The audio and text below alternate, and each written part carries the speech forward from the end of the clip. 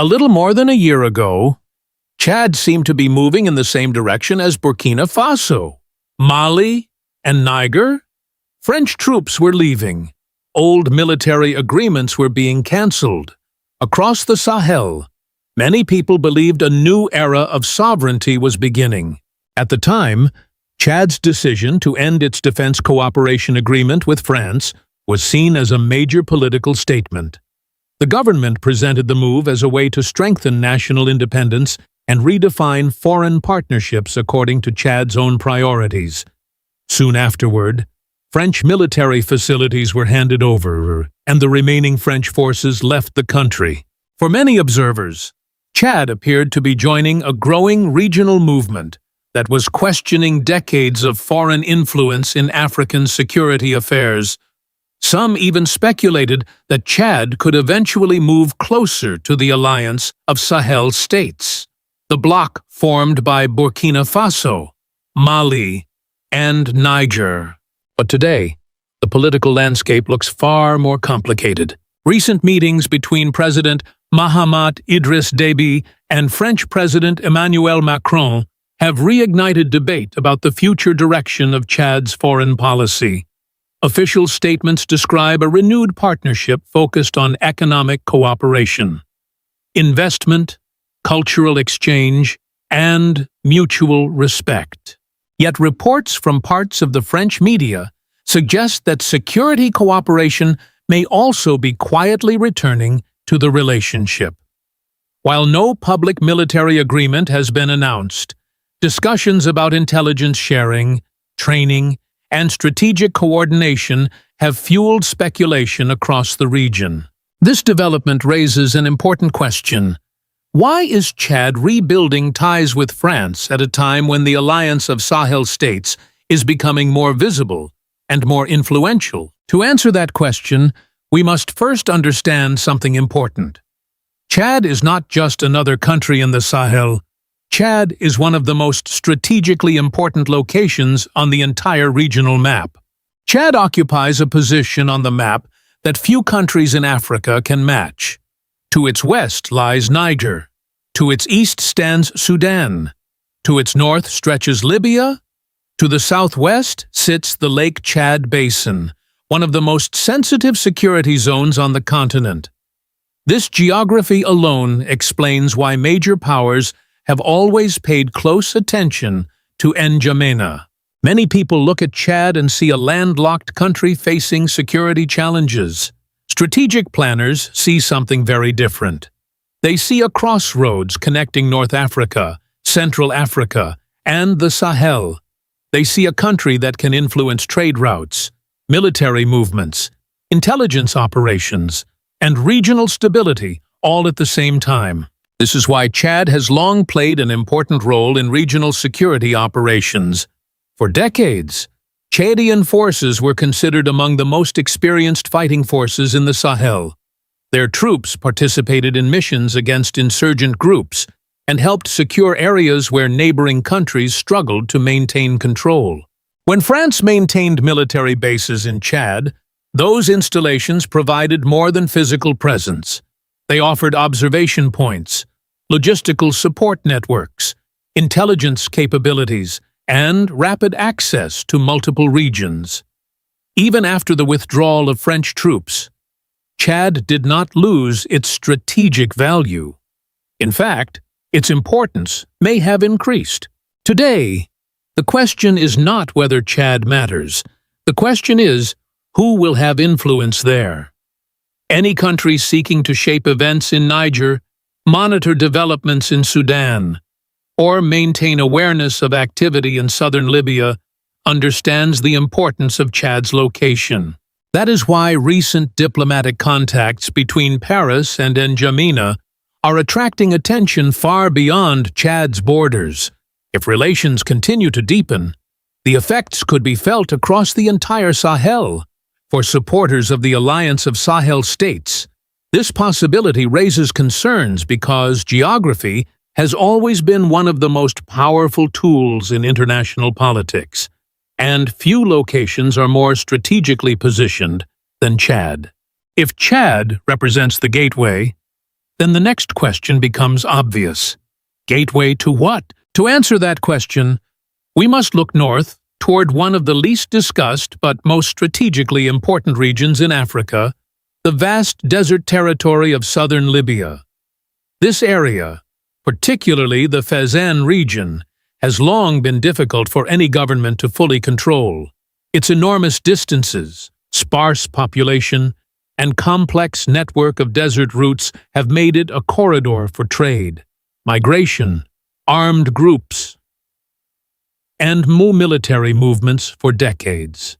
On a map, the connection becomes immediately clear. Southern Libya sits above both Chad and Niger. Together, these three areas form a strategic triangle that security analysts have watched closely for years. Whoever gains influence within this triangle gains the ability to observe important developments across much of the central Sahel. This is why reports suggesting a growing foreign military presence in southern Libya have attracted attention. Whether those reports ultimately prove accurate or not, they highlight a broader concern shared by many supporters of the Alliance of Sahel States. The concern is not necessarily about direct intervention, it is about strategic positioning. Modern influence is not always exercised through large military occupations. Sometimes it is achieved by controlling key corridors, maintaining intelligence capabilities, developing partnerships, and positioning assets close to important borders. Such an approach allows outside powers to monitor events and respond quickly when regional dynamics begin to change. For AES supporters, this creates a troubling possibility. If pressure can no longer be applied directly from within Niger, Mali, or Burkina Faso, it may instead emerge from surrounding areas. Chad to the east, southern Libya to the north, other neighboring regions acting as points of influence around the alliance. Whether this scenario eventually develops or not, one fact remains clear. The geopolitical competition surrounding the Sahel is entering a new phase, and in that phase, geography may prove just as important as military strength itself. At this point, many people assume the real target in this geopolitical contest is Niger because of its uranium, oil, and mineral wealth. There is certainly truth in that argument. Resources have always played a major role in international competition. Yet focusing only on resources risks missing another important dimension of the story. If Niger represents strategic value, Ibrahim Traore represents symbolic value. Since taking power in Burkina Faso, Traore has become one of the most recognizable political figures in Africa. His popularity extends far beyond his country's borders, across social media, public gatherings, and Pan-African discussions. His image frequently appears alongside calls for sovereignty, economic independence, and African self-determination. What makes Traore different is not simply his position as a head of state.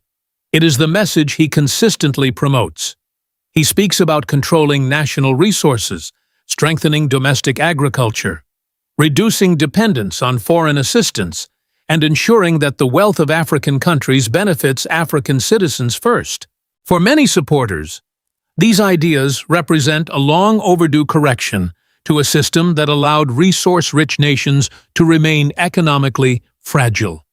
For critics, they raise questions about governance, political freedoms, and the long-term direction of military-led governments, regardless of where one stands. There is little doubt that Traore has become one of the most influential political voices in the Sahel. This influence matters because political movements are often built around symbols. Military assets can be replaced, economic agreements can be renegotiated.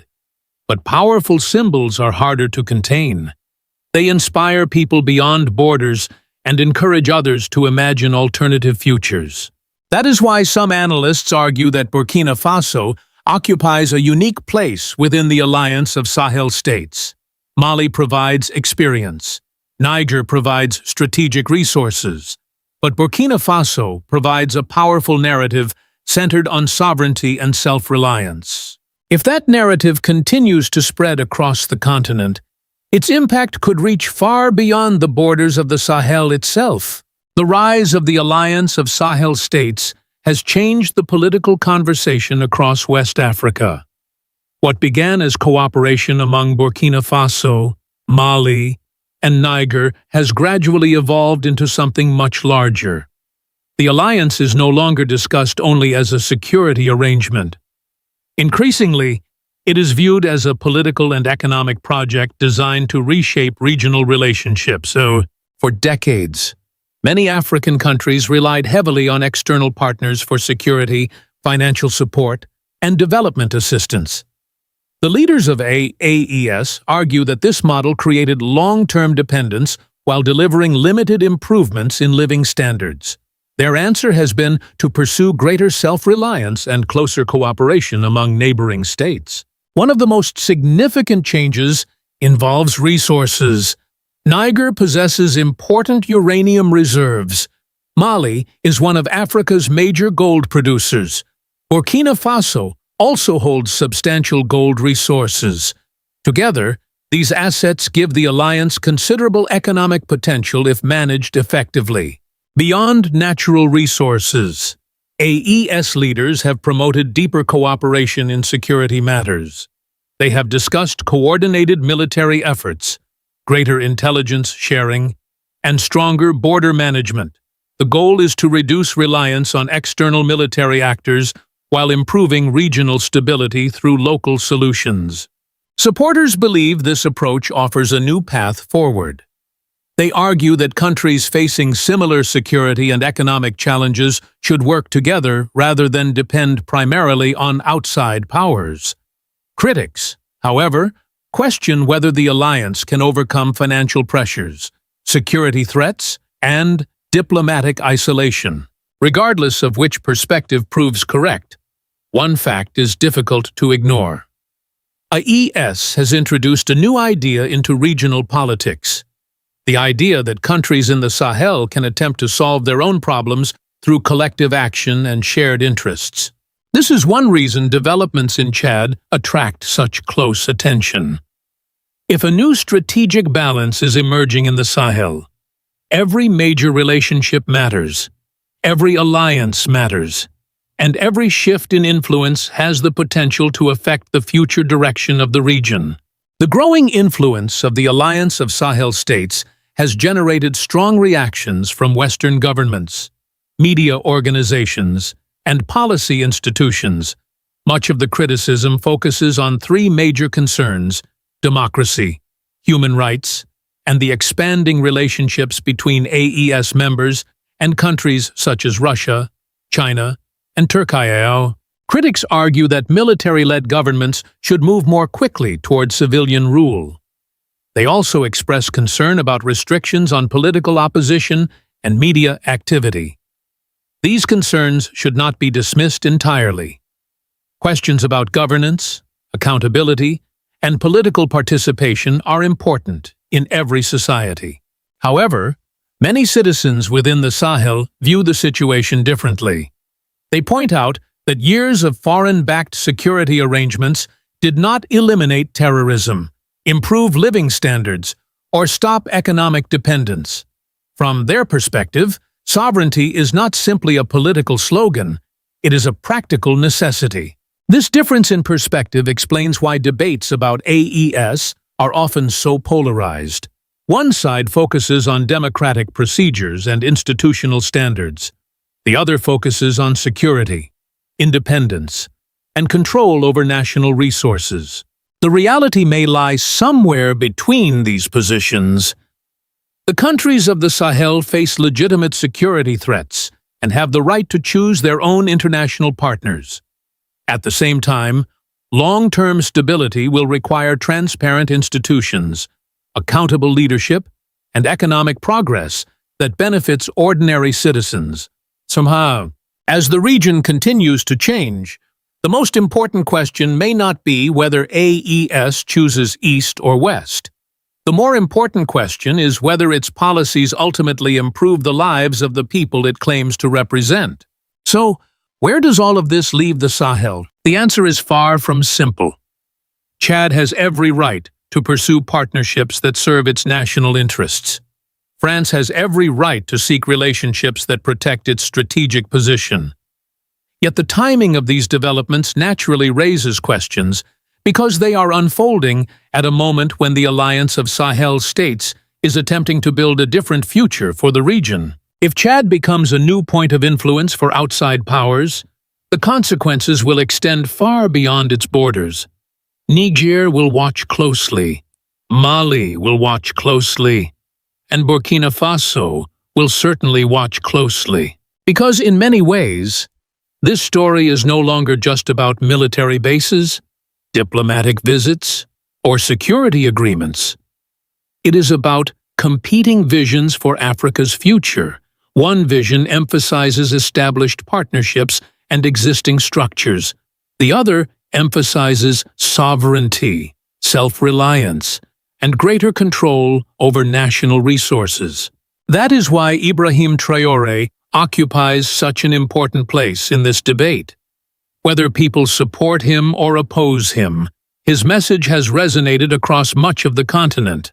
For many Africans, Captain Ibrahim Traore represents a new generation willing to challenge long-standing assumptions about power, development, and independence. The coming years will reveal whether the Alliance of Sahel States can transform its vision into lasting results. But one thing is already clear. The conversation has changed. Across Burkina Faso and beyond, discussions about sovereignty, Pan-Africanism, economic independence, and regional cooperation are becoming increasingly influential. As Africa enters a new chapter, the role of the African Union, the future of Pan-African cooperation, and the emergence of an Africa New Vision will continue shaping the continent's direction. The question is no longer whether change is coming. The question is, who will shape it? Share your thoughts below. Subscribe for more analysis, and join us as we continue following the African story. One development at a time. The explosions did not shock the Sahel. What shocked the region was how fast everything happened. Within hours of coordinated attacks in northern Mali, warplanes linked to the Alliance of Sahel States moved into action. Targets were identified. Airspace was coordinated. Intelligence was shared. And for the first time, Mali, Burkina Faso, and Niger responded not like three separate governments, but like one military structure operating across borders. That is the real story. For years, the Sahel was known for fragmented responses, delayed operations, and international missions that often struggled to react quickly enough to fast-moving insurgent groups. Armed factions learned how to exploit borders, bureaucracy, and hesitation. They survived by moving faster than governments could coordinate. But now something appears to be changing. The Alliance of Sahel States, also known as AES, is beginning to act with a level of coordination that many observers did not expect to see this quickly. And whether people support or oppose these governments, one fact is becoming difficult to ignore. The military landscape of the Sahel may be entering an entirely new phase. This is no longer only about isolated counter-terrorism operations. It is about the possible birth of a regional military system built and controlled inside Africa itself. And that possibility is making many actors nervous. Because if AES can sustain this level of coordination, the balance of security power in West Africa could slowly begin to shift away from older international models and toward a new regional structure driven directly by Sahel states themselves. For the first time in many years, some Africans are asking a different question, not whether outside powers will stabilize the Sahel, but whether the Sahel is preparing to stabilize itself. If you follow Africa's changing future, subscribe, because what is happening now may reshape the continent for decades. At the beginning, many observers viewed the Alliance of Sahel States as mostly political. A declaration, a message of resistance, a symbolic partnership between Mali, Burkina Faso, and Niger, after growing tensions with ECOWAS, France, and several Western security structures. But recent events suggest that AES is becoming something very different. What the region is now witnessing is not simply diplomatic coordination. It is the early formation of a functioning military framework capable of acting across borders with shared objectives and synchronized timing. That distinction matters enormously. For decades, security operations in the Sahel were usually handled country by country. Even when neighboring states faced the same insurgent threats, military responses often remained fragmented. Intelligence moved slowly. Operations required separate approvals. Coordination was limited. Armed groups learned how to exploit those gaps. AES appears to be trying to eliminate them. The recent air operations demonstrated several things at once. Intelligence was shared quickly. Airspace coordination was possible between multiple governments. Decisions were made rapidly, and military pressure was applied almost simultaneously. That is no longer symbolic cooperation. That is operational coordination. And once a regional alliance reaches that stage, the strategic environment begins to change. Because enemies are no longer calculating the response of a single nation. They are calculating the possible response of an entire regional bloc acting together. That creates a very different kind of pressure. For armed groups operating across the Sahel, borders once created breathing room. Fighters could relocate. Networks could reorganize. Delays between governments created time. But if AES continues functioning this way, those gaps may begin to shrink. And that may be the most important military development the Sahel has seen in years. The most dangerous advantage in modern conflict is not always firepower. Sometimes it is speed. And that may be exactly what the Alliance of Sahel States is trying to build. The recent military response inside Mali was not remarkable only because airstrikes happened. Airstrikes happen in many conflicts around the world. What made this situation different was the timeline. Operations reportedly began within hours after coordinated attacks in the north. That level of reaction does not happen through improvisation. It suggests that communication systems were already active. Intelligence channels were already functioning. Military leadership already understood who would respond, how they would respond, and how quickly decisions could be approved. That changes everything. For years, one of the biggest weaknesses in Sahel security operations was delay. Information often moved through multiple bureaucratic layers before action was taken. By the time responses were organized, armed groups had already relocated or disappeared into border regions. AES appears to be attempting a completely different model. Instead of waiting for slow international coordination, decisions are being pushed closer to the battlefield itself. And in asymmetric warfare, that can become a massive strategic advantage. Because insurgent groups survive through mobility, they rely on time. Time to escape. Time to reorganize. Time to exploit confusion between neighboring states. But when three governments coordinate rapidly, those windows begin to close. This is why the speed of the response matters more than the number of aircraft involved. It signals the existence of a structure capable of immediate action. And for many Africans watching the Sahel, this feels historically important. For the first time in a long time, regional security decisions appear to be happening inside the region itself, shaped by governments facing the threat directly, instead of distant international systems operating far from the battlefield. The growing coordination inside the Alliance of Sahel States is not only changing military calculations, It is also creating anxiety among armed groups, regional rivals, and even some international powers watching the region closely. Because the real fear is not one successful operation. The real fear is what happens if this becomes normal. For years, many insurgent groups survived by exploiting geography.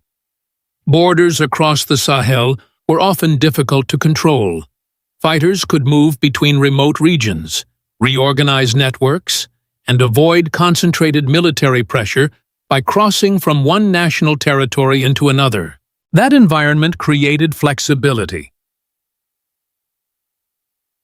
But a coordinated AES changes that equation. If Mali, Burkina Faso, and Niger begin operating as a synchronized security space, movement becomes more dangerous for armed factions. Pressure can emerge from multiple directions at the same time. Escape routes become less predictable.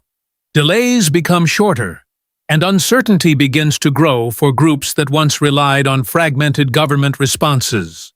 That is why reactions from Tuareg separatist groups were immediate and highly focused on the involvement of Burkina Faso and Niger, because their participation changes the battlefield itself. But concern is not limited to insurgent groups alone. International observers are also paying close attention because AES represents something larger than counterterrorism operations. It represents the possibility of a regional military structure developing outside many traditional Western-led security frameworks. And that possibility carries geopolitical consequences. If AES succeeds in sustaining rapid coordination, some countries may begin asking difficult questions about the future role of older international security models in Africa. That is why this moment matters beyond Mali. It touches the broader balance of influence inside West Africa itself. The concern now is not whether AES can launch one operation. The concern is whether it is building a military system capable of repeating this kind of response again and again under growing pressure. No figure represents the new political mood inside the Sahel more strongly than Captain Ibrahim Traore.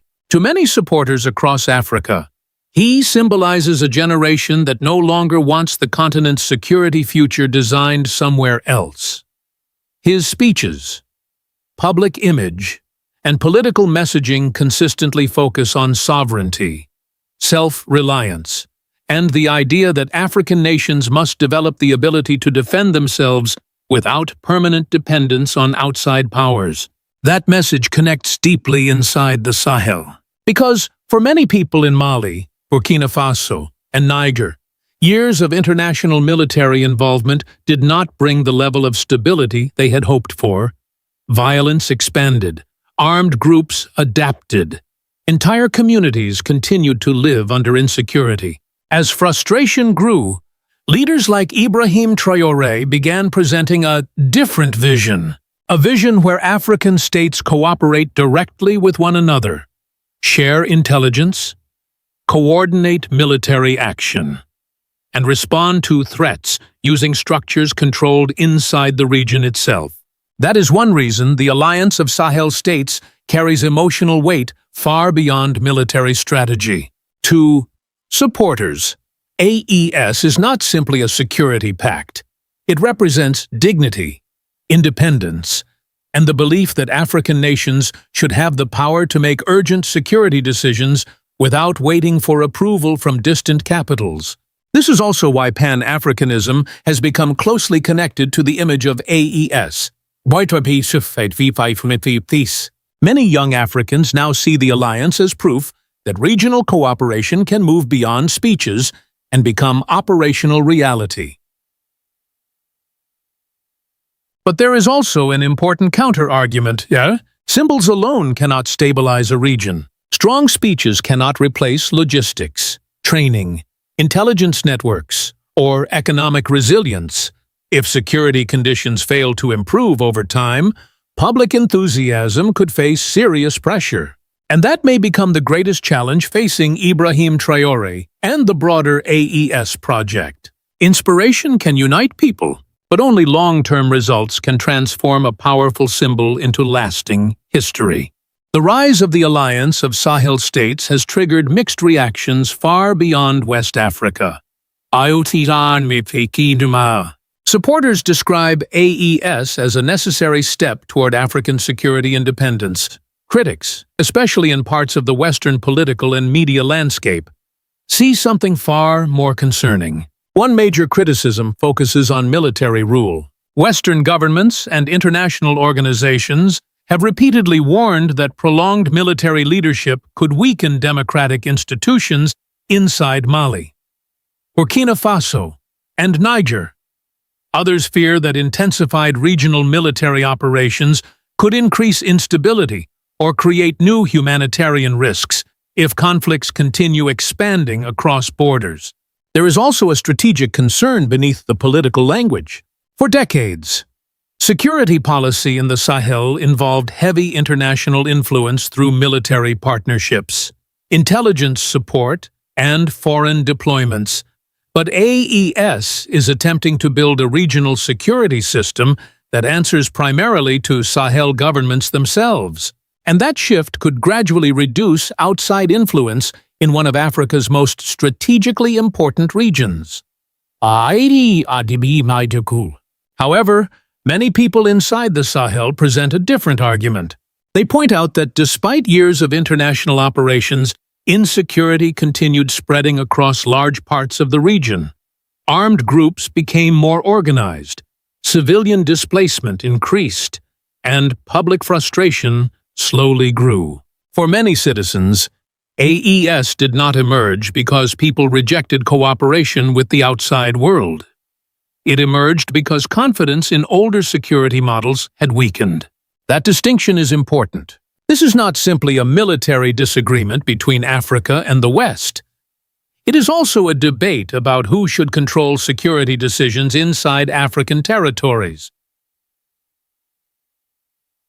And there may be lessons here for other African nations.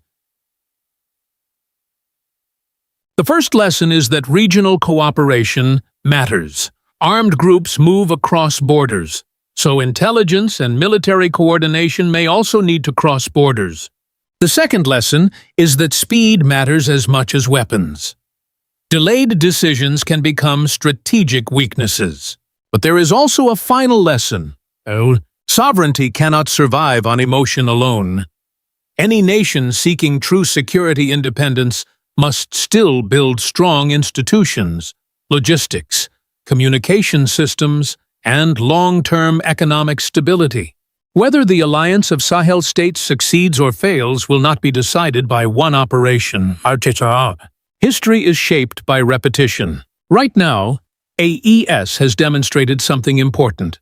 Mali, Burkina Faso, and Niger have shown they can coordinate military action quickly, share operational responsibilities, and respond to threats with a level of synchronization many observers did not expect this soon. That alone is already changing perceptions across the Sahel. Because once a regional military structure proves it can function in real time, expectations begin to rise. Governments study it, armed groups adapt to it, foreign powers begin recalculating their influence in West Africa. But the real test is only beginning. Maintaining rapid coordination under long-term pressure is far harder than achieving it once. Over time, every alliance faces strain. Logistics become difficult, economic pressure grows, political priorities can slowly diverge. That is where military alliances either evolve into stable systems or begin to fracture. Still, many Africans are watching this moment with cautious optimism. For decades, African security discussions often centered around dependency and foreign intervention. AES is trying to present another vision, a vision where regional states cooperate directly, build military capability together, and define security priorities from inside Africa itself. Whether that vision succeeds remains uncertain, but its symbolic importance is already undeniable. Across Burkina Faso, Mali, and Niger, supporters increasingly connect this moment to Pan-African hopes for a more independent future. Many believe Africa New must eventually include African control over African security decisions. Samad. That is why figures like Captain Ibrahim Traore have become closely linked to this movement. The African Union and neighboring states are watching carefully because the outcome may influence future regional alliances across the continent. If Pan-Africanism can move from speeches into real coordination, Ibrahim Traore and the AES alliance may reshape how the world sees African power in the Sahel. If you believe Africa is entering a new chapter, subscribe and stay with us because the story of the Sahel is only beginning. Across many parts of the world today, governments are struggling to contain rising street violence, online extremism, and the growing chaos spreading through social media. But in Burkina Faso, something very different is happening. Under the leadership of Captain Ibrahim Traore, the country is moving toward a new security model that combines technology, citizen participation, and aggressive control of digital threats. In recent months, authorities in Ouagadougou announced that more than 50 individuals are being hunted for spreading violent and hateful content online. At the same time, the government launched Alerte Labal, a mobile application that allows ordinary citizens to report acts of incivility, suspicious behavior, and threats directly from their phones using voice recordings, photos, and GPS location. Supporters say Burkina Faso is finally restoring order after years of instability and fear. Critics warn that the country may be entering an era of dangerous digital surveillance. But one thing is clear. Ibrahim Traore's government no longer sees social media as harmless entertainment. It now treats information itself as a battlefield. Before Traore rose to power, Burkina Faso was facing one of the darkest periods in its modern history. Terrorist attacks were spreading across the Sahel region. Entire communities were displaced. Fear dominated daily life. And many citizens believed the state was losing control of both the streets and the national conversation online. If you want more deep analysis about Africa's changing political future and the rise of new security systems across the continent, make sure you subscribe and follow this channel.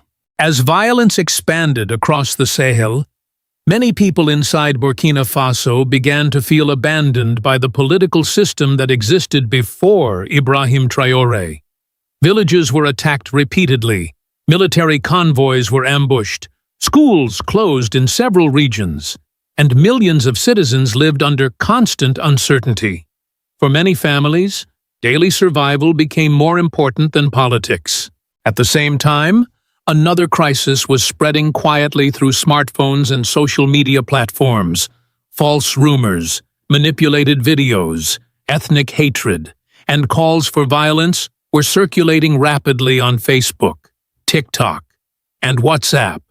In some cases, online messages created panic faster than events happening on the ground. Citizens no longer knew which information could be trusted. Security analysts across West Africa began describing the situation as a double crisis. Burkina Faso was not only fighting armed extremists in remote areas, it was also fighting an invisible war of information inside the minds of its own population. This environment helped explain why Ibrahim Traore quickly gained support among many young Africans after taking power. Unlike previous leaders, he presented himself as a wartime figure, ready to restore order with firmness and speed. He spoke constantly about discipline, sovereignty, and national unity. To his supporters, Traore represented a leader who understood that modern wars are no longer fought only with weapons. They are also fought through fear, propaganda, and psychological pressure spread online. For many citizens exhausted by years of instability, the arrival of Traore created a feeling that the state was finally prepared to act decisively instead of simply reacting to chaos after it exploded. Under Ibrahim Traore, Burkina Faso has started treating digital space as a front line of national security. The government no longer believes that online chaos stays online. Officials argue that a single message on social media can trigger fear, riots, ethnic tension, or even deadly violence in real life. This explains why authorities recently intensified operations against individuals accused of spreading hateful and violent content across Facebook, TikTok, and WhatsApp. The announcement that more than 50 suspects are currently being hunted marked a major shift in Burkina Faso's security policy. The message from Ouagadougou was direct. The internet would no longer remain a lawless territory. For Traore's administration, this campaign is not only about punishment, it is also about deterrence. Some individuals have already received prison sentences, while others were ordered to perform public service work or pay financial penalties. Officials believe these actions will discourage online extremism before it spreads further into society. At the center of this strategy is the idea of total security. In the past, governments focused mainly on borders, weapons, and military operations. But Burkina Faso now views psychological stability and information control as equally important. Leaders fear that fake news and online manipulation can weaken national unity faster than armed attacks. Supporters of Ibrahim Traore say this approach reflects the reality of modern conflict in Africa. According to them, terrorist groups and hostile networks increasingly use social media to spread panic and division. In their eyes, controlling dangerous online content is no longer censorship. It is national defense. For many ordinary citizens, the aggressive response from the government created the impression that the state was finally taking back control of both the streets and the digital world. One of the most important symbols of Burkina Faso's new security strategy is the launch of the mobile application known as Alerte Label. More than just a reporting tool, the application represents a new philosophy of governance where ordinary citizens become active participants in protecting national stability. The application allows users to report acts of incivility, suspicious activities, or threats directly from their phones. Citizens can type descriptions, record voice messages, attach photographs, and share GPS locations in real time. Instead of traveling to a police station, a person can instantly alert authorities from almost anywhere in the country. For the government, this system creates faster communication between society and security services. Officials believe rapid reporting can help prevent violence before situations spiral out of control. In a country facing both terrorism and online instability, speed has become a critical weapon. The Brigade Label unit, which oversees the platform, presents the application as a tool for discipline, order, and civic responsibility. Authorities repeatedly emphasize that national security is no longer only the responsibility of soldiers and police officers. Citizens themselves must become part of the defensive structure of the country. Supporters see Alerte Label as proof that Burkina Faso is modernizing its security system in a uniquely African way. Instead of relying entirely on expensive foreign technologies, the country is using smartphones already present in the hands of millions of people. However, critics warn that systems based on public reporting can create risks if they are abused. False accusations, personal revenge, or excessive surveillance could damage trust within society. Because of this, the long-term success of the platform may depend not only on technology, but also on transparency and public confidence in the state. Across Africa today, governments are increasingly worried about a new kind of battlefield that cannot be seen with tanks or fighter jets. It exists inside smartphones, social media feeds, and messaging applications used every day by millions of people. Burkina Faso believes this invisible battlefield may be just as dangerous as armed conflict itself. In recent years, fake news, manipulated videos, and extremist propaganda have spread rapidly across West Africa. Platforms such as TikTok, Facebook, and WhatsApp are often used to inflame ethnic tensions, encourage violence, and create fear during moments of political instability. Security experts warn that online panic can now spread faster than official information from the government. For Burkina Faso, this threat became especially serious because the country was already fighting terrorist groups across the Sahel region. Authorities feared that social media chaos could weaken public morale, divide communities, and make the work of extremists even easier. In this environment, information itself became a weapon. Supporters of Ibrahim Traore argue that this is why the government decided to aggressively monitor and punish dangerous online activity. In their view, a nation cannot survive modern conflict while allowing digital platforms to become tools for manipulation and destabilization. Critics respond that controlling online speech can create another danger by limiting free expression and encouraging fear among ordinary citizens. But many people inside Burkina Faso believe the country no longer has the luxury of ignoring digital threats while violence continues around them. For Traore's supporters, protecting the information space is not separate from protecting the nation. It is now considered part of the same war for survival. As Burkina Faso expands its digital security system, criticism from Western governments and international organizations has also grown stronger. Human rights groups argue that aggressive monitoring of social media and the arrest of online users could threaten freedom of expression and create a culture of fear inside society. Some critics believe applications such as Alerte Laabal resemble systems of digital surveillance where citizens are encouraged to report one another. According to these concerns, governments may eventually use national security as a justification to silence criticism or monitor political opponents. Others warn that ordinary people could begin censoring themselves online out of fear of punishment. Western media outlets have also questioned whether Burkina Faso is moving toward a heavily militarized society where security becomes more important than open public debate. To many observers in Europe and North America, the rapid expansion of state control over digital space raises serious concerns about privacy and civil liberties. But supporters of Ibrahim Traore strongly reject these criticisms. They argue that many Western countries apply similar measures when facing terrorism or violent extremism. European governments regularly pressure social media companies to remove extremist content, while the United States invests heavily in digital surveillance related to national security. For many people in Burkina Faso, the difference is simple.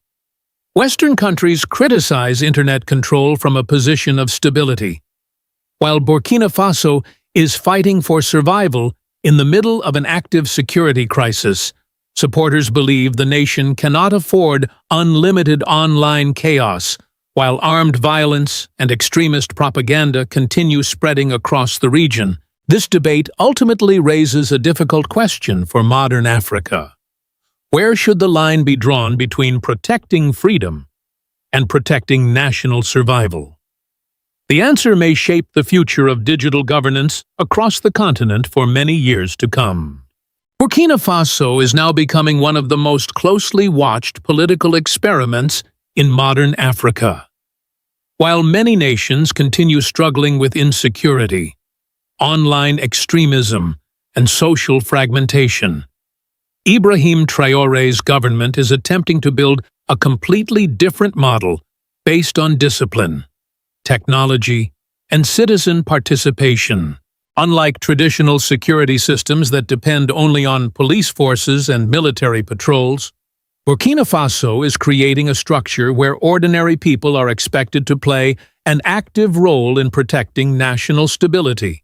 Through applications such as Alerte Laabal and the aggressive campaign against online incitement, The country is sending a powerful message that information itself has become part of national defense. Some African observers believe this could become a new model for the continent.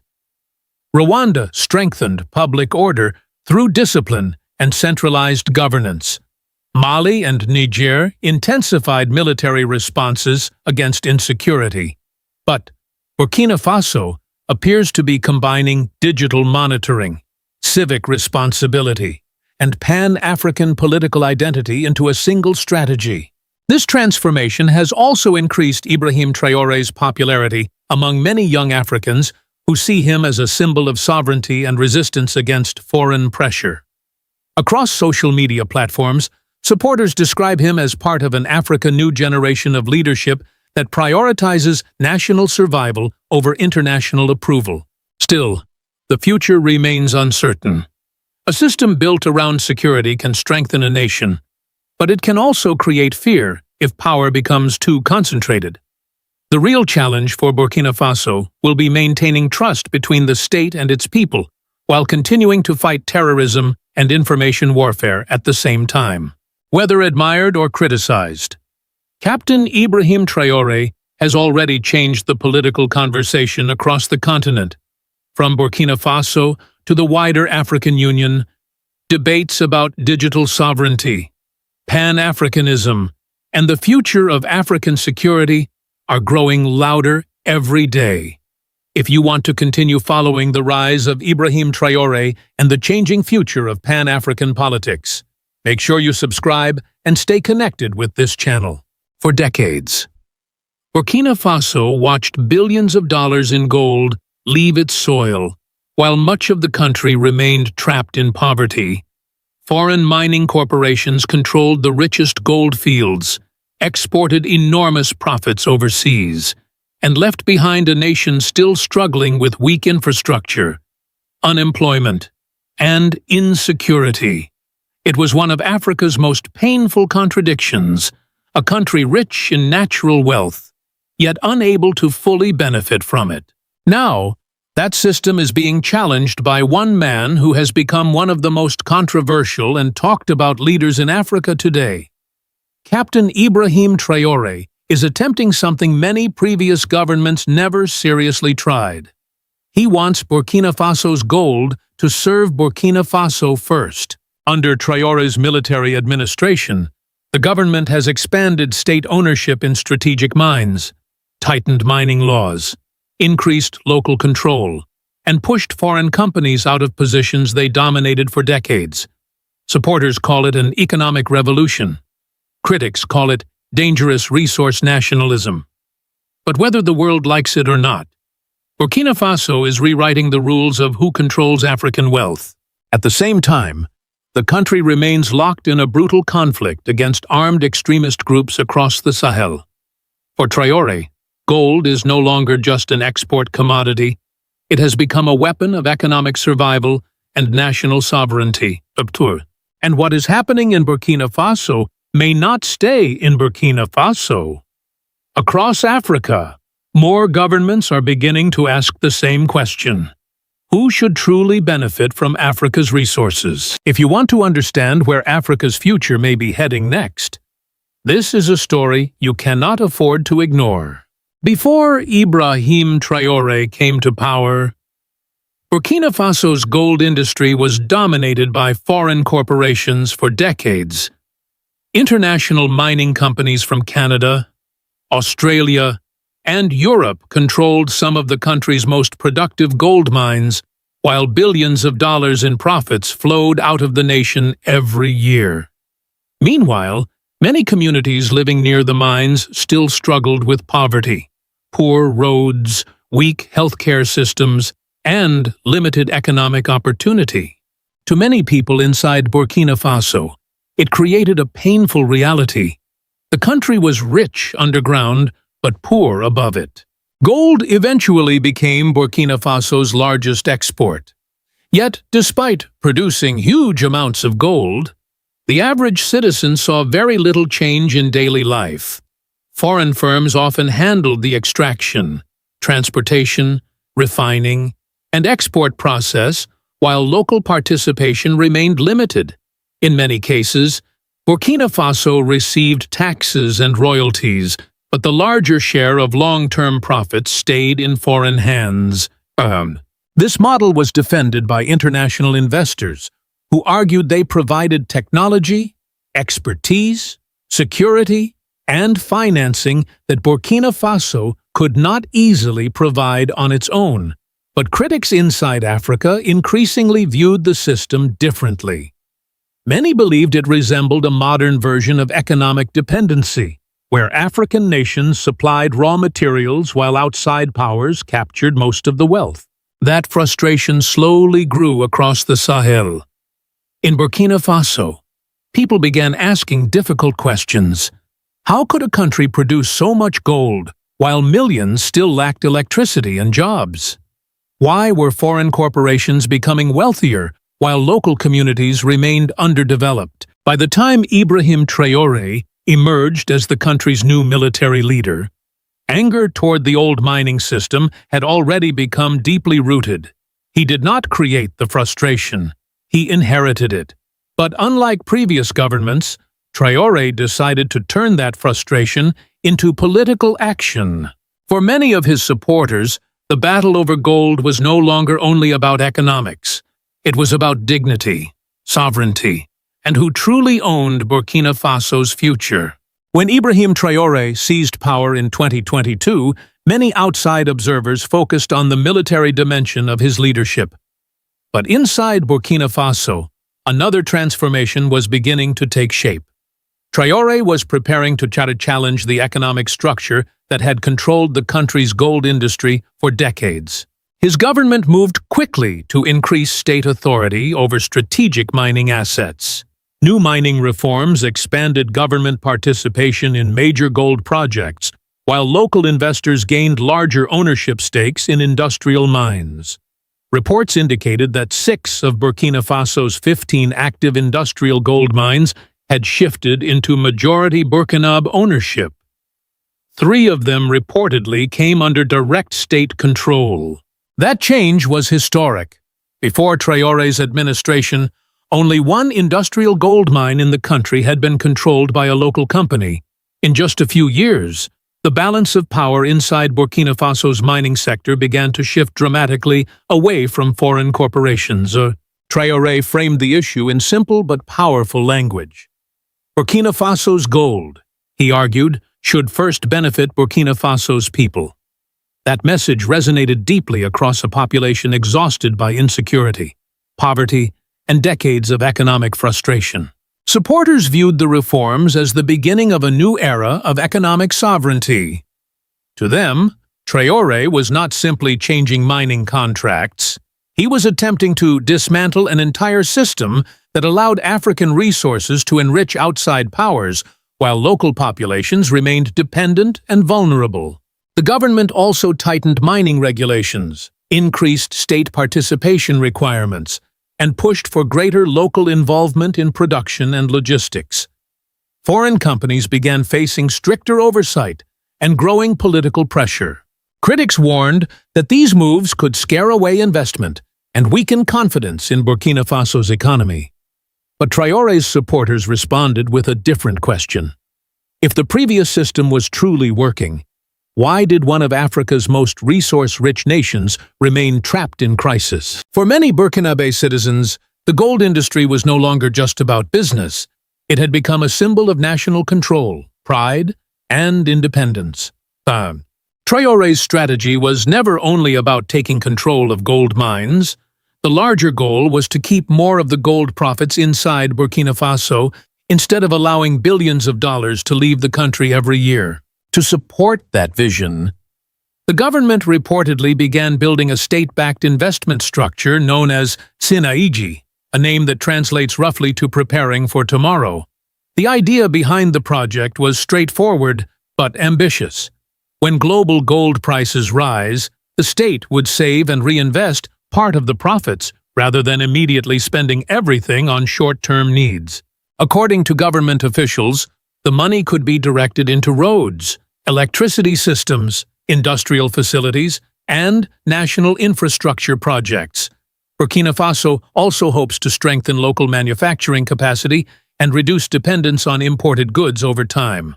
For decades, many African countries exported raw materials while importing finished products from abroad. Gold left Africa. Wealth often followed, but industrial capacity remained weak. Traore's supporters argue that Burkina Faso must break that cycle if it wants real economic independence. The government's mining reforms are therefore connected to a much larger economic vision. Gold is being treated not only as a source of export revenue, but also as the foundation for national reconstruction. Officials believe that if resource profits remain inside the country, Burkina Faso could gradually build stronger institutions, stronger industries, and eventually a stronger middle class. At the same time, rising global gold prices have made this strategy even more important. Every increase in the value of gold potentially means more money for infrastructure, public investment, and state development. Supporters describe this as one of the boldest economic experiments in modern Sahel history. Critics remain skeptical and question whether the government can manage such large financial resources effectively, but for many ordinary citizens, the central message is simple. For the first time in decades, Burkina Faso is attempting to use its gold wealth to build Burkina Faso itself. While Burkina Faso was restructuring its gold industry, the country was also fighting one of the most dangerous security crises in Africa. Armed extremist groups linked to regional insurgencies continued attacking villages, military positions, and transportation routes across the Sahel. Entire communities were displaced, thousands of civilians were killed, and large parts of the country remained unstable. For Ibrahim Traore's government, this changed the meaning of gold completely. Gold was no longer just a valuable export. It became a financial lifeline for national survival. The government needed money to pay soldiers, secure mining regions, purchase military equipment, and maintain state operations during a prolonged conflict. In this environment, every ounce of gold carried strategic importance. Control over mining revenue meant control over the country's ability to defend itself. At the same time, Burkina Faso dramatically increased gold production. Reports suggested the country produced a record 94 tons of gold in 2025, a major rise from previous years. Government officials credited tighter state oversight, stronger mining reforms, and more aggressive crackdowns on gold smuggling networks. For years, large quantities of gold reportedly disappeared through illegal trade routes crossing neighboring borders. That meant lost tax revenue and billions of dollars escaping state control. Under Traore's administration, security forces increased efforts to monitor transportation routes and reduce illegal exports. Supporters argue that these measures are helping Burkina Faso recover wealth that previously vanished outside official systems. Critics warn that conflict and instability still threaten long-term mining operations. Both sides agree on one reality. Gold now sits at the center of Burkina Faso's future. This is why Traore often presents the mining sector as part of a larger national struggle. In his view, economic sovereignty and military survival cannot be separated. Without control over resources, Burkina Faso may never have the financial strength needed to stabilize the country and rebuild after years of violence. As Burkina Faso pushed deeper into resource nationalism, reactions from Western governments, international investors, and foreign mining corporations became increasingly tense. For decades, global mining companies operated across Africa under systems that gave them major influence over extraction, exports, and long-term profits. Now, leaders like Ibrahim Traore are challenging that structure directly. Foreign investors worry that Burkina Faso's policies could create uncertainty throughout Africa's mining sector. Nationalization fears, changing regulations, and stronger state intervention make international companies nervous about long-term investments worth billions of dollars. Some firms fear that if Burkina Faso's strategy succeeds, other African governments may attempt similar reforms. That possibility could reshape the balance of power across global mining markets. Critics also argue that Burkina Faso may lack the technical expertise, infrastructure, and financial transparency required to manage large mining operations efficiently without heavy foreign involvement. Others warn that political instability and ongoing conflict could scare away international capital at a time when the country still needs outside investment. But supporters of Traore answer those criticisms with a different argument. They ask why Burkina Faso remained poor after decades of foreign-dominated mining. If the old system was truly fair and effective, why did many mining communities still lack roads, electricity, clean water, and economic opportunity? To Traore's supporters, this is not simply a debate about business climate. It is a debate about sovereignty itself. They believe African nations should no longer export enormous wealth while remaining dependent on foreign powers economically. Still, the reality is more complicated than simple slogans. Burkina Faso cannot fully isolate itself from the global economy. The country still needs technology, equipment, financing, and international trade relationships. The challenge now is finding a balance between attracting investment and protecting national control over strategic resources. That balance may ultimately determine whether Traore's economic revolution becomes a lasting model for Africa or another ambitious experiment that struggles under pressure from both inside and outside the continent. What Ibrahim Traore is doing in Burkina Faso has become much bigger than a mining policy. Across Africa, many people now see him as the symbol of a new generation demanding stronger control over African resources and African wealth. Supporters often compare Traore to Thomas Sankara because both leaders speak about sovereignty, self-reliance, and economic independence. Instead of presenting gold as only a business issue, Captain Ibrahim Traore has turned it into a national symbol tied to dignity and survival. That message has spread quickly across Pan-African communities and social media platforms. Many young Africans believe their countries remained poor for too long, while foreign companies benefited from Africa's gold, oil, uranium, and minerals. Traore's rise has forced many people to ask a difficult question. Who truly owns Africa's wealth? For supporters, Burkina Faso is attempting to break an old system where African nations exported raw resources while outside powers captured most of the profits. Whether Traore succeeds or fails, many believe he has already changed the political conversation across the continent. Still, the challenges facing Burkina Faso remain enormous. The country continues fighting insecurity, economic pressure, and limited industrial capacity. Resource control alone cannot guarantee prosperity. Burkina Faso will still need strong institutions, transparency, infrastructure, and long-term economic planning. Even so, Ibrahim Traore has already become one of the most influential political figures in modern Africa. His government has transformed gold into a symbol of Pan-Africanism, sovereignty, and economic resistance. Today, Burkina Faso stands at the center of a growing continental debate about ownership, independence, and Africa's new economic future. Many within the African Union now understand that the future of the continent may depend on whether African nations can control not only their borders, but also the resources beneath their soil. And for many supporters across Africa, that future may already be beginning in Burkina Faso with Ibrahim Traore. For years, ECOWAS spoke to Burkina Faso, Mali, and Niger with the language of pressure. Borders were closed.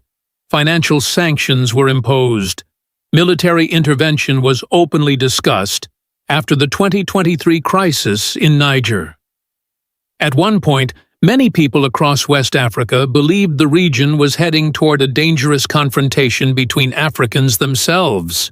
But today, something has changed. The same ECOWAS that once threatened isolation is now sending mediators directly to Ouagadougou. The visit of veteran diplomat Lansana Kouyaté to meet Captain Ibrahim Traore was not just another diplomatic meeting. It was a powerful signal that the balance of power in West Africa is changing faster than many expected. Because the Alliance of Sahel States, known as AES, did not collapse under pressure. Instead, it survived. It organized. And now, it is forcing the region to adapt to a new reality. Many people in Burkina Faso, Mali, and Niger are watching this moment carefully. They remember the sanctions. They remember the threats. They remember when ECOWAS treated their governments as a problem to be controlled rather than nations demanding sovereignty and respect. That memory has not disappeared. So while the new calls for cooperation are welcomed, they are also met with caution across the Sahel. And perhaps the biggest question now is this: did ECOWAS truly change its position voluntarily? Or did AES become too strong to ignore? Today, we will explore how Ibrahim Traore and the Alliance of Sahel States transformed the political future of West Africa, and why many Africans now believe a completely new chapter is beginning for the continent. If you believe Africa deserves partnerships built on dignity instead of pressure, make sure to subscribe and join us for more stories shaping the future of the continent. The anger across the Sahel did not appear overnight. When ECOWAS imposed sanctions on Niger after the 2023 military takeover, many ordinary citizens in Burkina Faso and Mali saw something deeply troubling. Instead of focusing on the growing terrorist violence that had devastated villages for years, regional leaders appeared more willing to punish fellow African nations economically and politically. Borders were closed, financial systems were restricted, trade routes were disrupted, and for millions of families already struggling with insecurity and poverty, daily life became even harder. Food prices increased in some areas, transportation became more complicated, small traders suffered losses. Many citizens felt they were paying the price for political decisions made far above them. But perhaps the moment that shocked the region most was the open discussion of possible military intervention in Niger. For many people across the Sahel, the idea of Africans going to war against other Africans, while terrorist groups continued expanding across the region, felt unacceptable. That was the moment when public opinion began shifting dramatically. In Ouagadougou, Bamako, and Niamey, demonstrations erupted in support of regional sovereignty. Protesters carried AES flags. Some openly accused ECOWAS of serving foreign interests rather than defending African unity. The political consequences were enormous. Instead of weakening Burkina Faso, Mali, and Niger, the pressure pushed them closer together. Citizens who once viewed the three military governments separately now started seeing them as part of a shared struggle for independence and dignity. This is why many people in the Sahel remain cautious today. They welcome dialogue. They support peace. But they have not forgotten the years of pressure, threats, and isolation. And that memory continues to shape how many Africans now view both ECOWAS and the future of regional cooperation in West Africa. What began as a security alliance between Burkina Faso, Mali, and Niger is now becoming something much larger. When the Alliance of Sahel States was first announced, many international observers dismissed it as temporary. Critics believed the pressure of sanctions, economic weakness, and diplomatic isolation would eventually break the partnership apart. But that prediction failed. Instead of collapsing, AES slowly transformed itself into a new political and geopolitical force inside West Africa. The three countries strengthened military cooperation. They signed mutual defense agreements. Leaders repeatedly declared that any attack against one member would be treated as an attack against all. That message changed the political atmosphere of the region. For the first time in many years, Sahel nations were openly attempting to build a regional security structure without depending entirely on Western military direction. But AES also expanded beyond military cooperation. The alliance began discussing economic coordination, regional mobility, and independent diplomatic strategies. The introduction of AES passports became one of the clearest symbols that this project was no longer temporary. It was becoming institutional. At the center of this transformation was one powerful idea: sovereignty. Across Burkina Faso, Mali, and Niger, the word became more than political language. It became an emotional rallying cry for millions of people who believed their nations had spent too long under external pressure and influence. Young Africans especially connected with this message. On social media, at universities, and during public demonstrations, many began describing AES as the beginning of an Africa that speaks with its own voice, rather than repeating the priorities of foreign powers. And slowly, even ECOWAS had to confront a difficult reality. AES was not disappearing. It was growing stronger politically, emotionally, and symbolically across the Sahel. That realization may explain why the conversation in West Africa is no longer about whether AES will survive, but about how the rest of the region must now adapt to its existence. Among all the leaders who emerged during the Sahel crisis, one figure now stands at the center of the region's political transformation: Captain Ibrahim Traore. For supporters across Africa, he represents something larger than Burkina Faso itself. He is seen as the symbol of a generation that no longer wants African nations to live under permanent political, economic, or military dependence. That is why his influence now extends far beyond Ouagadougou. In many African countries, young people share his speeches online alongside historical figures like Thomas Sankara. They admire his direct language about sovereignty, self-reliance, and African dignity. Unlike many traditional politicians, Traore presents himself as a leader willing to openly challenge both international pressure and old political structures inside Africa. This image has given Burkina Faso an entirely new role inside the Sahel. Years ago, major regional political decisions often revolved around capitals more closely aligned with Western influence. But today, Ouagadougou is increasingly viewed as one of the new political centers of West Africa. And ECOWAS understands this reality. The visit of Lansana Kouyaté to Burkina Faso was not accidental. It reflected the growing recognition that meaningful dialogue with AES cannot happen without speaking directly to Ibrahim Traore and the leadership circle surrounding him. But Traore's popularity also comes from a deeper emotional message. He repeatedly argues that Africa must control its own security, resources, and future.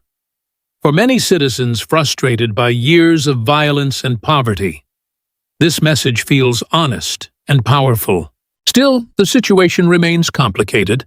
Burkina Faso continues to face security challenges. Economic difficulties remain serious. International pressure has not disappeared. Yet, despite those obstacles, Ibrahim Traore has already changed the political conversation across the Sahel. The debate is no longer simply about military governments. It is now about whether Africa can truly build a future based on sovereignty, regional solidarity, and independence from external domination. At first glance, the visit of veteran diplomat Lansana Kouyaté to Ouagadougou looked like a simple diplomatic mission. But in reality, it carried a much deeper political meaning. For years, ECOWAS approached Burkina Faso, Mali, and Niger through sanctions, suspension measures, and political pressure. Dialogue often appeared secondary to confrontation. Yet now, the organization is openly calling for cooperation with the very alliance it once tried to isolate. That shift is impossible to ignore. Lansana Kouyaté was carefully chosen for this mission. As a former executive secretary of ECOWAS, he understands the region's political tensions better than most diplomats. More importantly, he is viewed as someone capable of speaking with both sides without immediately escalating hostility. His words after meeting Ibrahim Traore were especially revealing. He emphasized that geography connects ECOWAS and AES. He spoke about the importance of populations continuing to move freely across borders. He insisted that cooperation between the two blocs remained necessary despite past tensions. These statements sounded diplomatic on the surface, but underneath them was a clear message. ECOWAS now recognizes that isolating AES is no longer realistic. The Alliance of Sahel States has survived pressure, built regional solidarity, and gained growing support among many citizens across the Sahel. The organization that was once treated as temporary is now being approached as a permanent political reality. Still, trust remains fragile. Many people in Burkina Faso and Niger continue to question whether ECOWAS truly respects the sovereignty of AES members or is simply adjusting to changing circumstances. That is why this moment feels so important. It is not just a meeting between diplomats. It is a test of whether West Africa can build a new relationship based on mutual respect instead of political pressure and fear. As AES continues gaining influence across West Africa, reactions from Western governments and international organizations have become increasingly critical. Many foreign analysts describe the alliance as a dangerous political shift. Some warn that military governments in Burkina Faso, Mali, and Niger could weaken democratic institutions. Others express concern about growing cooperation between the Sahel states and Russia. Western media often presents AES as a sign of instability and regional fragmentation. But inside the Sahel, many citizens see the situation very differently. For years, terrorist violence spread across villages and border regions. Despite the presence of international military operations, thousands of families were displaced. Entire communities lived in fear. Yet many people felt the old system failed to deliver real security or economic progress. This is why supporters of AES ask a difficult question. If the previous model was truly successful, why did insecurity continue expanding for so many years? That question has become central to the political debate across the region. Many Africans also accuse foreign powers of applying double standards. They argue that international pressure often arrives quickly after political coups, but far less urgency is shown toward poverty, resource exploitation, or the suffering caused by long-term instability. At the same time, AES leaders continue promoting a message about sovereignty over natural resources and independent partnerships. Their argument is simple. African nations should have the right to choose their allies and control their own political future without external coercion. Still, reality remains complicated. Security threats continue across the Sahel. Economic challenges remain severe, and international isolation carries real risks for development and investment. But regardless of political opinion, one fact is becoming increasingly difficult to deny. AES has already forced Africa and the wider world to reopen the debate about sovereignty, democracy, and who truly shapes the future of the continent. The political landscape of West Africa is changing before the eyes of the world. Not long ago, many believed AES would collapse under sanctions, pressure, and diplomatic isolation. But today, even ECOWAS is being forced to recognize a new reality. Burkina Faso, Mali, and Niger are no longer acting like temporary partners reacting to crisis. They are attempting to build a completely different vision for the future of the Sahel. At the center of that transformation stands Captain Ibrahim Traore. For supporters across the continent, Ibrahim Traore represents more than a military leader. He symbolizes an Africa that wants to stand with dignity, protect its sovereignty, and make decisions without fear of outside pressure. That message has deeply resonated with many people who believe the continent must finally control its own future. Still, the road ahead will not be easy. Burkina Faso and its allies continue facing terrorism, economic hardship, and intense international scrutiny. Cooperation between ECOWAS and AES may improve, but trust will take time to rebuild after years of confrontation. Yet despite all these challenges, one thing has become impossible to ignore. A new political generation is rising across Africa. The debate is no longer only about governments or alliances, it is about identity, sovereignty, and the future direction of the continent itself. Whether one supports AES or not, the movement has already changed the conversation inside the African Union and across the Pan-African world. From Burkina Faso to the wider Africa New Movement, the message is growing louder.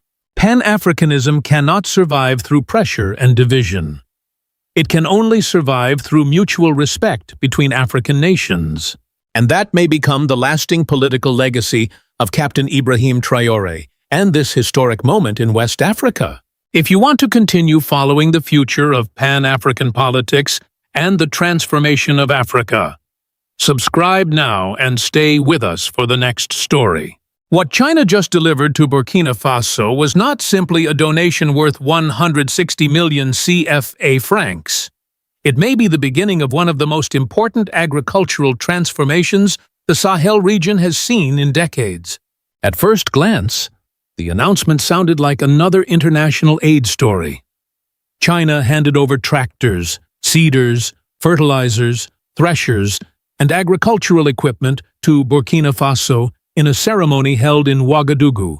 But behind those machines lies something much larger than temporary assistance. This is now the third phase of a long-term agricultural cooperation program between Beijing and Ouagadougou. Since diplomatic relations resumed in 2018, thousands of hectares of rice fields have already been developed. Thousands of agricultural workers have been trained, and Chinese experts are now working directly on the ground to transfer farming technologies to local communities. For Captain Ibrahim Traore, agriculture is no longer just about food production. It is about sovereignty. Burkina Faso has spent years struggling with insecurity, poverty, food shortages, and dependence on foreign imports. Now, the government wants to build something different. It wants a nation capable of feeding itself. And that may explain why this partnership matters far beyond the value of 160 million CFA francs, which is roughly $274,000. Because what is happening in Burkina Faso today may not only change farming, it could reshape how many Africans think about independence, development, and economic survival in the years ahead. If you want to understand how Africa is quietly reshaping its future beyond Western influence, make sure to subscribe and stay with us until the end. The agricultural equipment delivered by China may appear modest when compared to billion-dollar infrastructure projects often discussed in international politics. But for many communities in Burkina Faso, these machines could transform everyday life far more directly than major diplomatic announcements ever could. The donation included tractors, motor cultivators, seeders, mowing machines, threshers, seed analysis equipment, fertilizers, and improved seeds. On paper, it is valued at more than 160 million CFA francs, or around $274,000. Yet the true significance of this support lies in what it represents. This was not a one-time humanitarian gesture. It was part of Phase 3 of the Agricultural Cooperation Program between China and Burkina Faso, known as PCA-BF. That detail is critical because it shows long-term planning rather than symbolic diplomacy. For years, many farmers across Burkina Faso relied on manual labor or animal traction to cultivate their land. Harvesting often took too long. Storage systems were weak. Large portions of crops could be lost before reaching markets. In some areas, a lack of machinery limited how much land families could even cultivate during the rainy season. A single tractor may now allow an entire village to prepare fields faster. A seeder can improve planting efficiency. Better threshing equipment can reduce waste after harvest. Improved seeds and fertilizer can increase crop yields in regions already suffering from climate pressure and food insecurity. But perhaps the most important point is this: China is not only sending equipment, it is helping Burkina Faso build productive capacity. That changes the entire meaning of the partnership. Because emergency aid can feed people for a few weeks, but agricultural modernization can feed a nation for generations. For Ibrahim Traore, the agricultural crisis in Burkina Faso is not simply an economic issue. It is a question of national survival and political independence. For many years, Burkina Faso remained heavily dependent on imported food and international assistance. Rural communities struggled with rising fertilizer prices, weak infrastructure, poor irrigation systems, and limited access to modern farming equipment. In some regions, insecurity and violence pushed farmers away from their land altogether. The result was dangerous. Food shortages increased, prices became unstable. Poverty deepened in vulnerable communities, and like many countries across the Sahel, Burkina Faso faced the risk of becoming permanently dependent on external support. That is exactly the situation Ibrahim Traore says he wants to change. Since taking power, Traore has consistently promoted the idea that true sovereignty cannot exist without economic self-reliance. For him, national independence is not only about military strength or political speeches. A country that cannot feed its own people remains vulnerable no matter how many flags it raises. That philosophy explains why agriculture has become one of the central pillars of his national vision. Instead of focusing only on emergency aid, the government is pushing for mechanization, irrigation expansion, improved seed production, and local food systems capable of supporting long-term stability. The goal is clear. Burkina Faso must reduce dependence on foreign imports and strengthen domestic production. This approach also connects strongly with modern Pan-African ideas spreading across parts of West Africa. Many young Africans increasingly believe the continent must stop relying entirely on outside powers for food, technology, and development. And in that context, the tractors arriving from China are no longer just machines.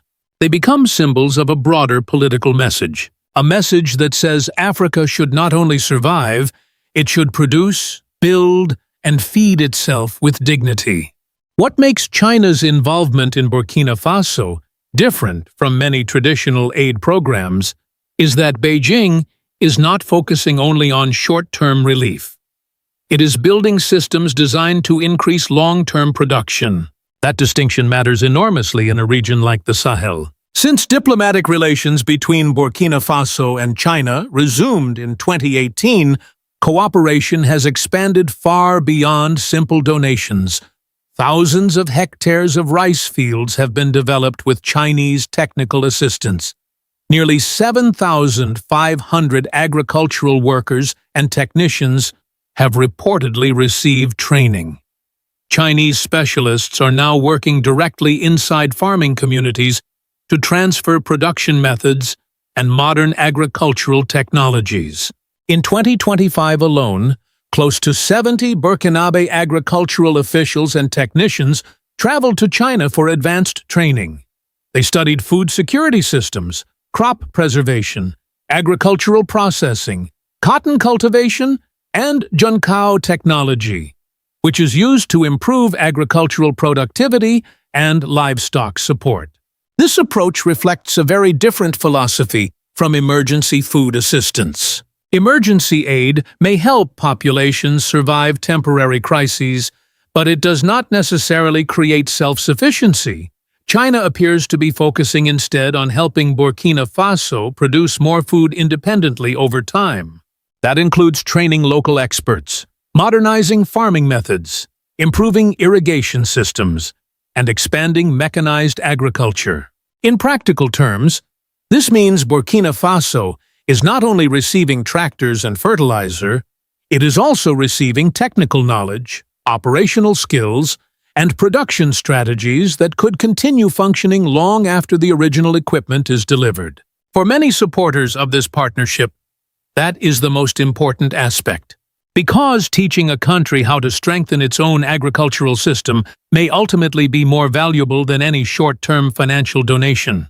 And for a region facing food insecurity, climate pressure, and instability, long-term productive capacity may become one of the most powerful forms of national defense. The food crisis across the Sahel has become one of the defining challenges of the region. And for Burkina Faso, agriculture is no longer simply about economic development. It is increasingly tied to national stability itself. For years, countries across the Sahel have faced a dangerous combination of insecurity, climate pressure, rising food prices, and rural displacement. Armed violence forced many farmers away from their land. Droughts reduced harvests. Entire communities struggled to maintain basic agricultural production. In Burkina Faso, some fertile areas became difficult to cultivate because of insecurity. Young people increasingly left rural regions searching for work elsewhere. Meanwhile, dependence on imported food continued to grow, leaving the country vulnerable to global price shocks and supply disruptions. That is why the government now sees agricultural modernization as a strategic necessity. Mechanization plays a major role in that strategy. In many villages, farming is still done largely by hand or with animal traction. Preparing land can take weeks. Harvesting is slow. Crop losses remain high. Productivity stays limited even when farmers work extremely hard. Modern equipment changes that equation. A tractor can prepare larger fields much faster. Seeders improve planting efficiency. Better harvesting and processing equipment reduces waste. Improved seeds and fertilizers increase yields even under difficult climate conditions. But beyond economics, there is also a deeper social impact. If agriculture becomes more productive, rural communities become more stable. Young workers may choose to remain in farming instead of leaving. Food prices become more manageable. Governments reduce pressure on imports and emergency aid. This is why some observers believe the real battle for the Sahel may not ultimately be fought only with weapons.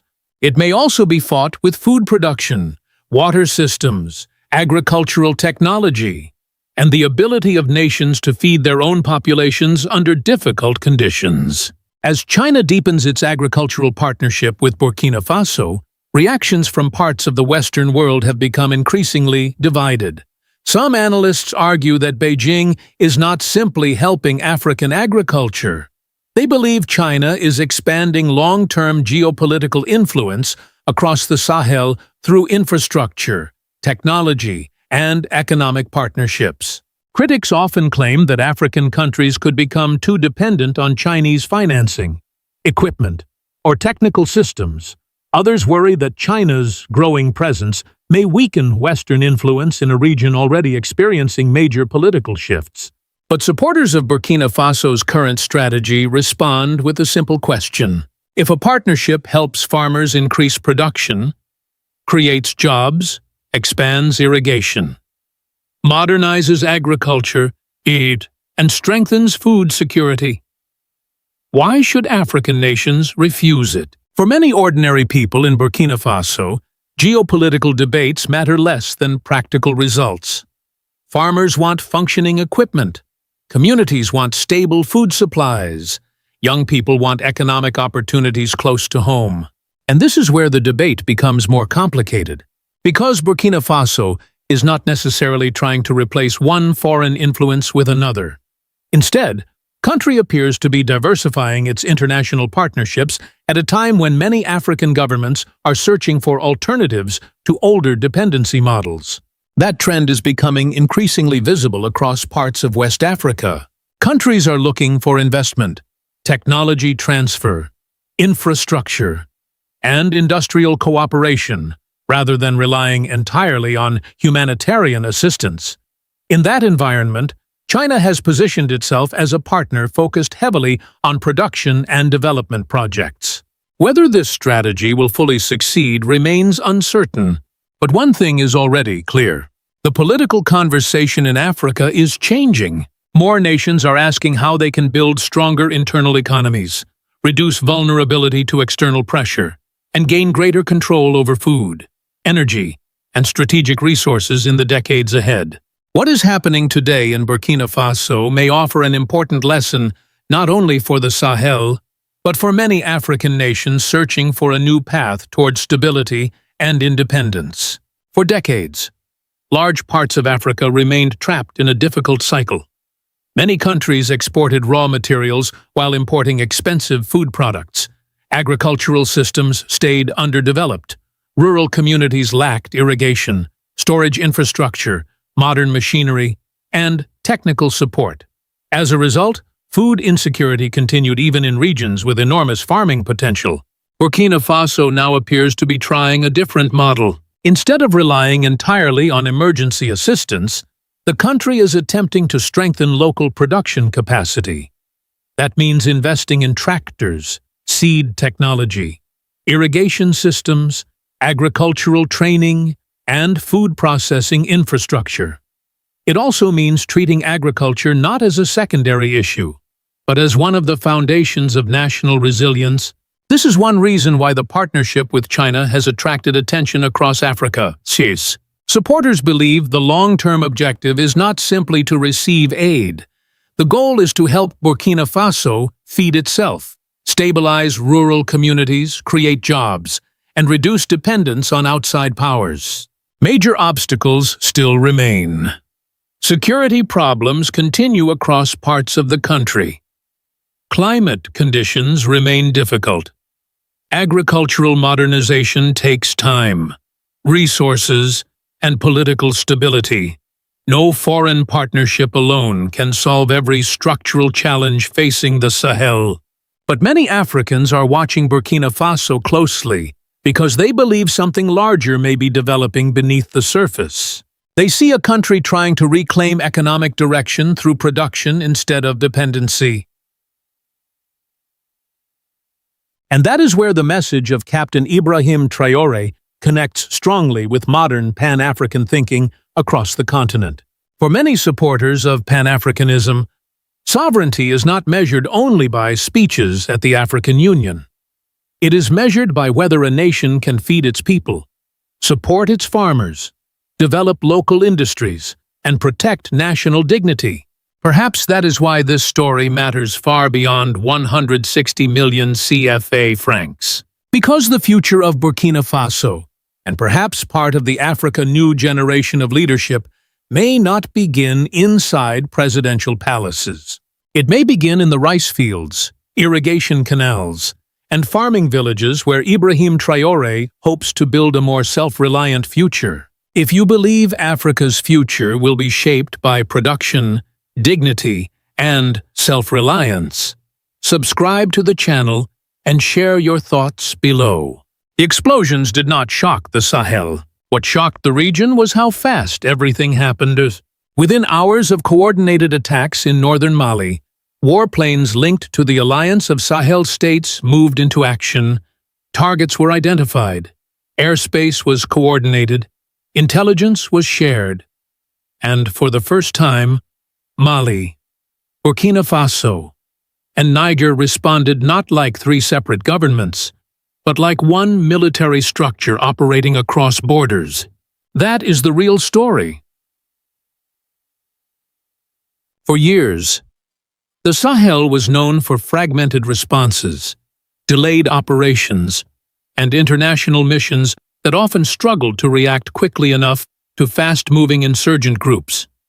Armed factions learned how to exploit borders, bureaucracy, and hesitation. They survived by moving faster than governments could coordinate. But now something appears to be changing. The Alliance of Sahel States, also known as AES, is beginning to act with a level of coordination that many observers did not expect to see this quickly. And whether people support or oppose these governments, one fact is becoming difficult to ignore. The military landscape of the Sahel may be entering an entirely new phase. This is no longer only about isolated counter-terrorism operations. It is about the possible birth of a regional military system built and controlled inside Africa itself. And that possibility is making many actors nervous. Because if AES can sustain this level of coordination, the balance of security power in West Africa could slowly begin to shift away from older international models and toward a new regional structure driven directly by Sahel states themselves. For the first time in many years, some Africans are asking a different question, not whether outside powers will stabilize the Sahel, but whether the Sahel is preparing to stabilize itself. If you follow Africa's changing future, subscribe, because what is happening now may reshape the continent for decades. At the beginning, many observers viewed the Alliance of Sahel States as mostly political. A declaration, a message of resistance, a symbolic partnership between Mali, Burkina Faso, and Niger, after growing tensions with ECOWAS, France, and several Western security structures.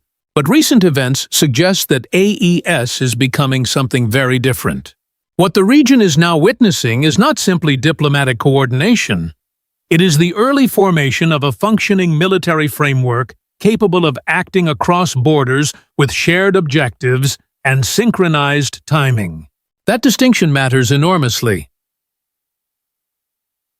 For decades, security operations in the Sahel were usually handled country by country.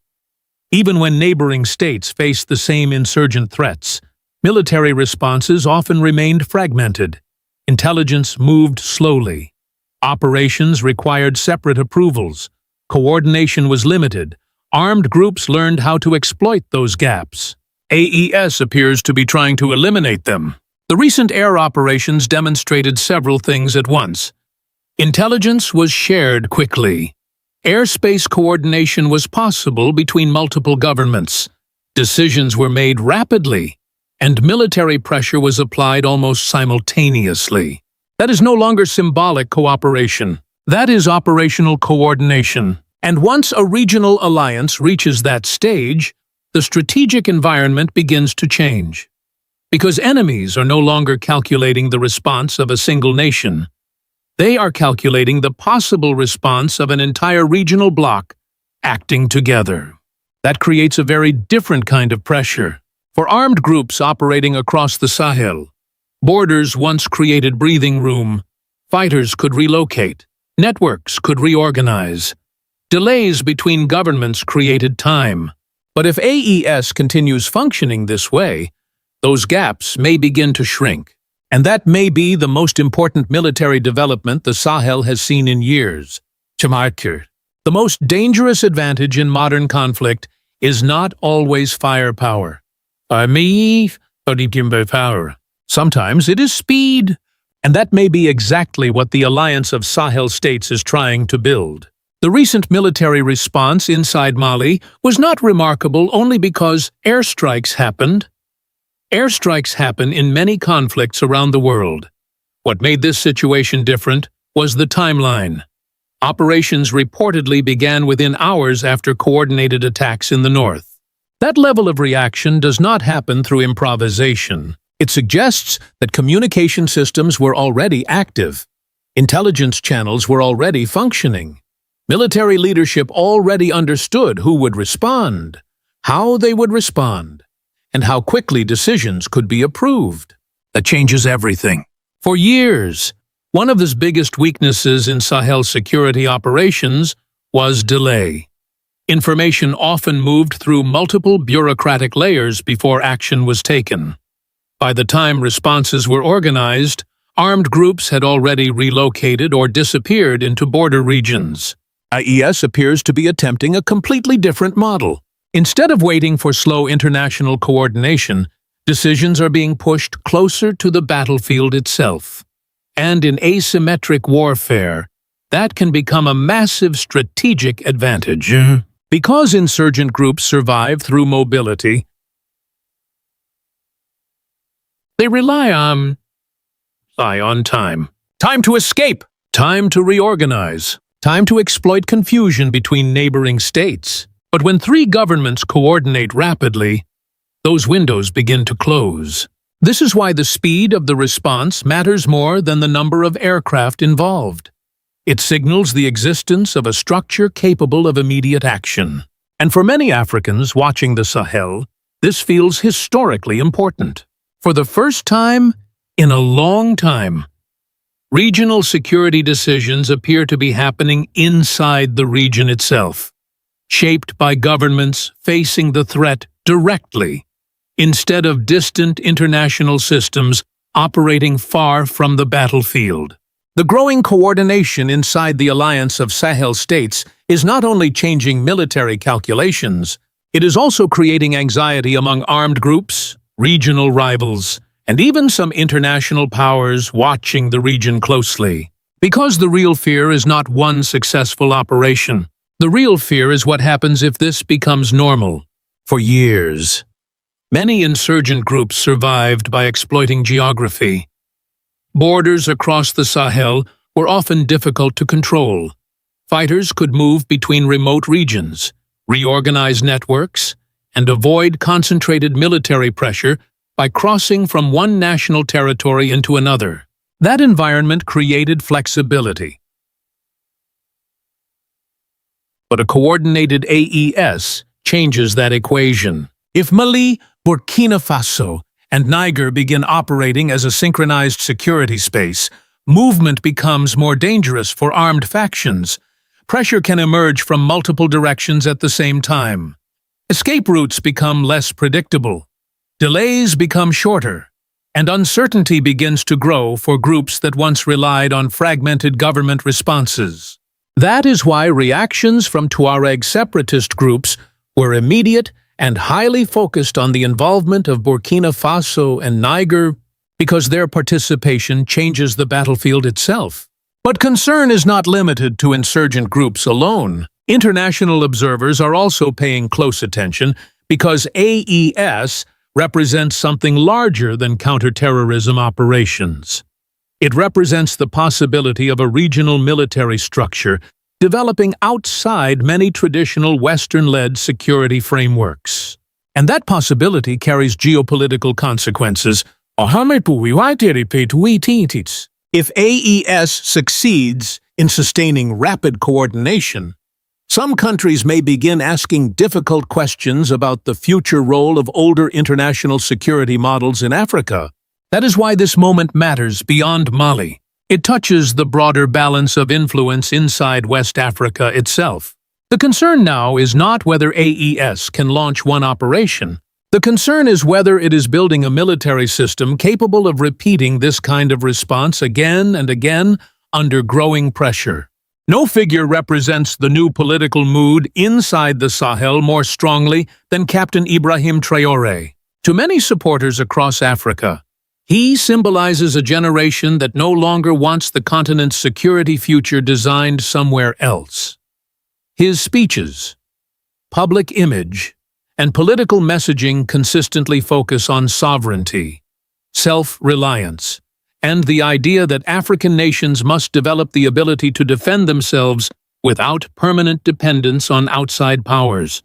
That message connects deeply inside the Sahel. Because for many people in Mali, Burkina Faso, and Niger, years of international military involvement did not bring the level of stability they had hoped for. Violence expanded. Armed groups adapted. Entire communities continued to live under insecurity. As frustration grew, leaders like Ibrahim Traore began presenting a different vision.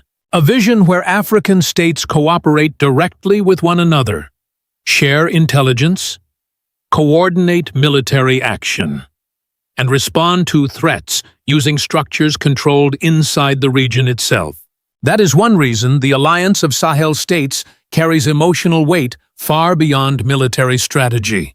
To supporters, AES is not simply a security pact.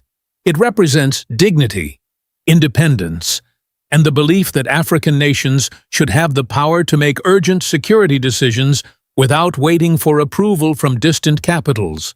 This is also why Pan-Africanism has become closely connected to the image of AES.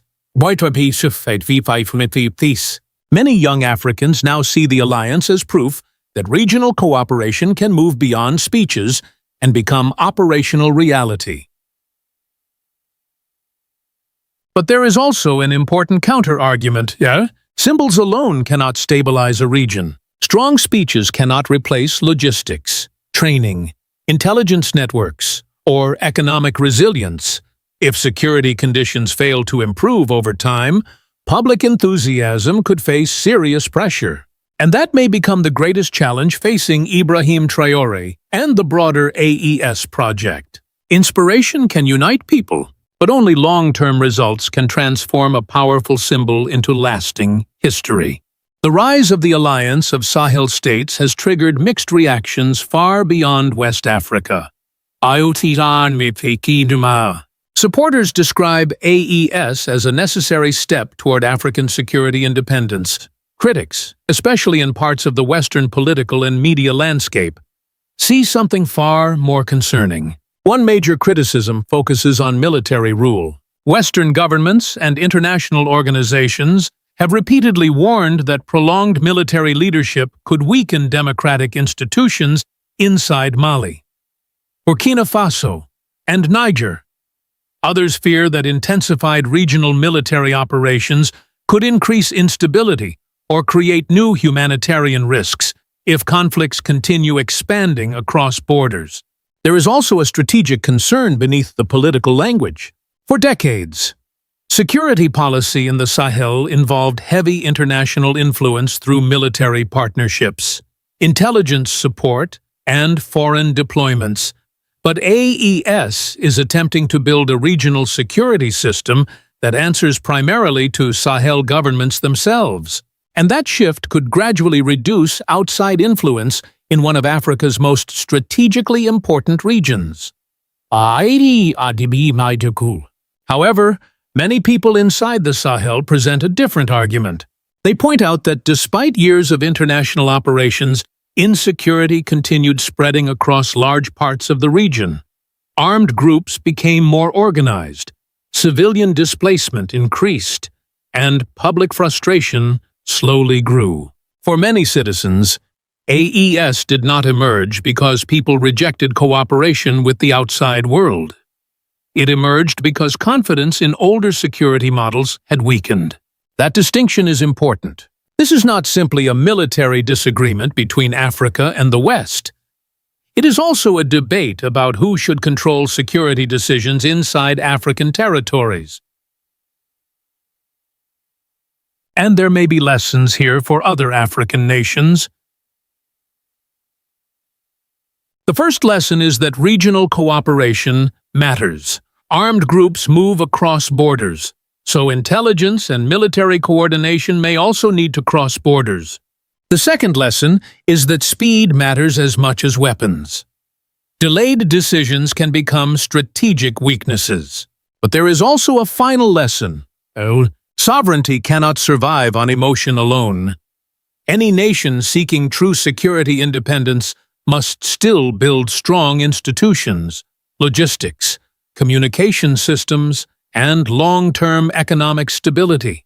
Whether the Alliance of Sahel States succeeds or fails will not be decided by one operation. History is shaped by repetition. Right now, AES has demonstrated something important. Mali, Burkina Faso, and Niger have shown they can coordinate military action quickly, share operational responsibilities, and respond to threats with a level of synchronization many observers did not expect this soon. That alone is already changing perceptions across the Sahel. Because once a regional military structure proves it can function in real time, expectations begin to rise.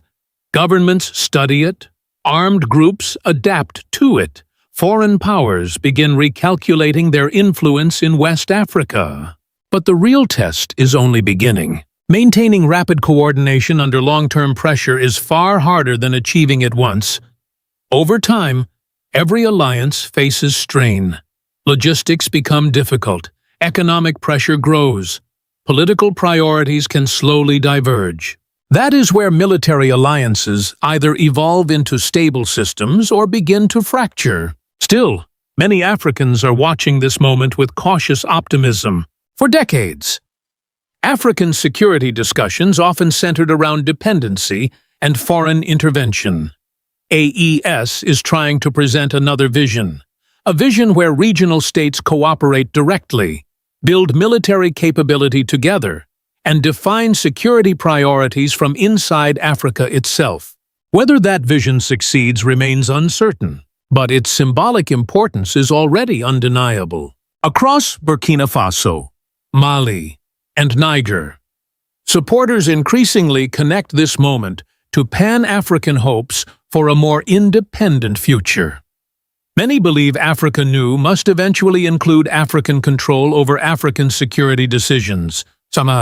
That is why figures like Captain Ibrahim Traore have become closely linked to this movement. The African Union and neighboring states are watching carefully because the outcome may influence future regional alliances across the continent. If Pan-Africanism can move from speeches into real coordination, Ibrahim Traore and the AES alliance may reshape how the world sees African power in the Sahel. If you believe Africa is entering a new chapter, subscribe and stay with us because the story of the Sahel is only beginning.